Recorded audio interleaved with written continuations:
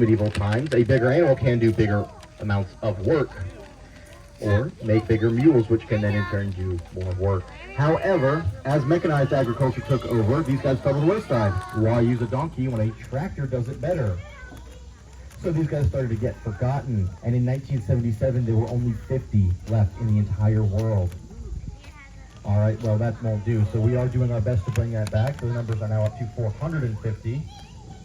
4 have been born in the United States this year, 2 in Oklahoma, and 2 here at Lake Tobias. Our little babies, Dolly and Jolene. I believe they're both off this side of the bus, but they do roam about, and I can't keep track of them always.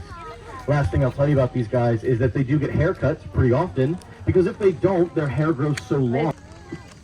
Chuck loves Bob Marley. He's seen him in concert twice.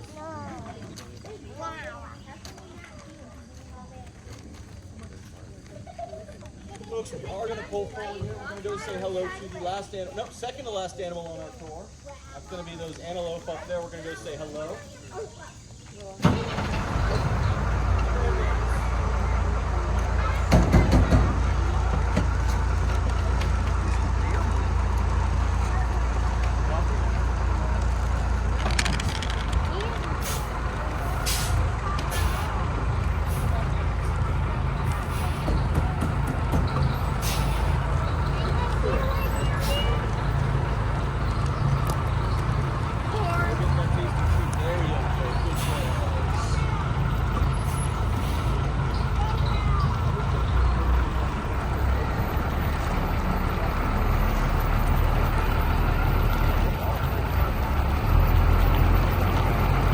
Up here we are going to go past Jock's 3 other wives. Feel free to say hello to them as we go past.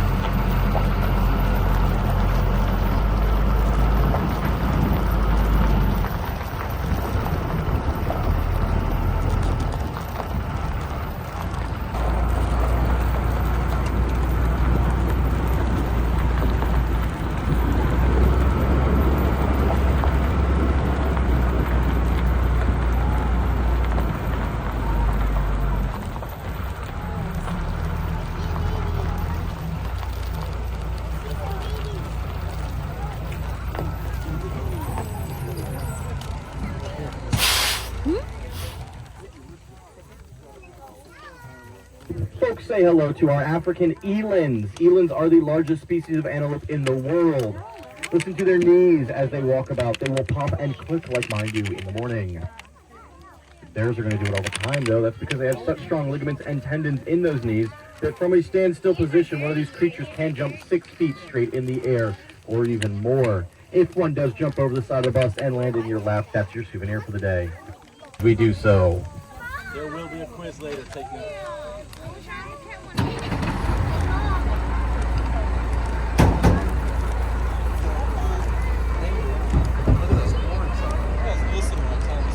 Yeah.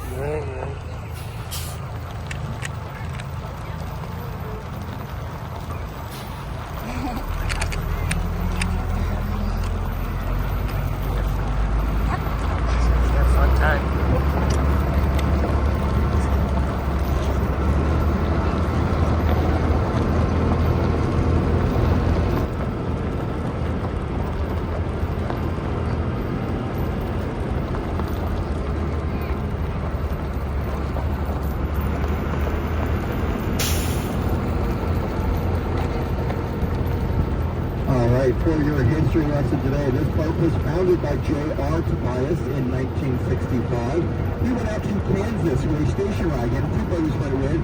They came back with 11 baby animals. This was the days before air conditioning in cars. I am glad I was not along. He brought those animals back here to Fisherville, Pennsylvania. And people started coming from the local area to pay that for.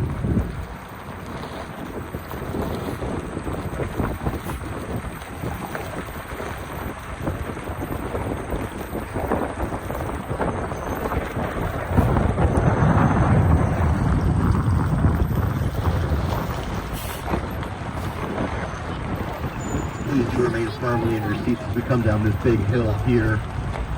It can get quite bumpy. Here's more school. The one on the left is a heated barn. Most of our animals can tolerate our Pennsylvania winters, but not the African elands, those last guys we saw. They are going to want to come and stay in a heated barn over winter.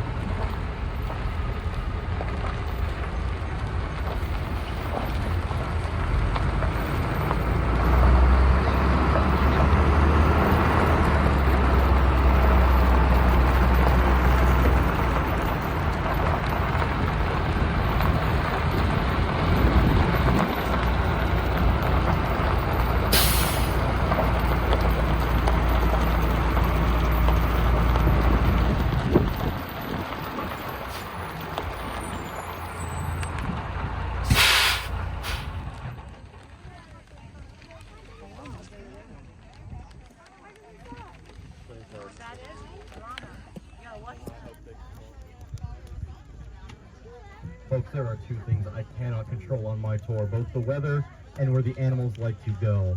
Right now they have been stolen by that bus. I'm going to give that tour guide a hard time for it later, stealing my animals, I swear to God. These are llamas, and because all their mamas was llamas, they are going to see if they'll come over. We do get to see baby Sylvie. She's coming over to say hello. She's our only baby llama this year.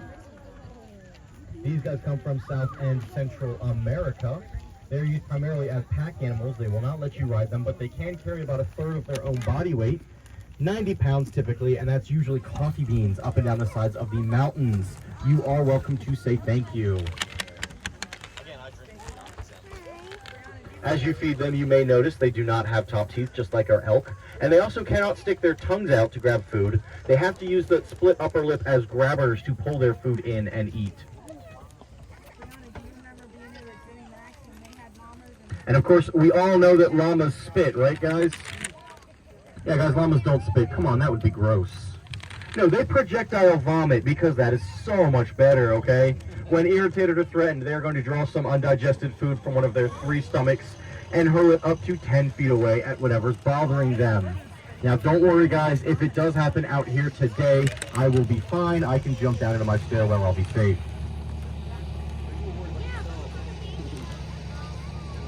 Jokes aside, it has never happened on any of these tours, okay? They do not tend to spit at the people feeding them lovely carrots.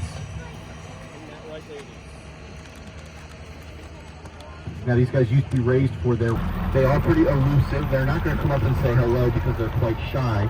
These guys are also very endangered. There's no laws protecting them yet though, so we've got a couple here to keep them safe. They might be hiding further than we can see. This is a good chance for me to tell you to take that Lakeview Trail up to see the giraffes and lions and get a better angle on these sheep.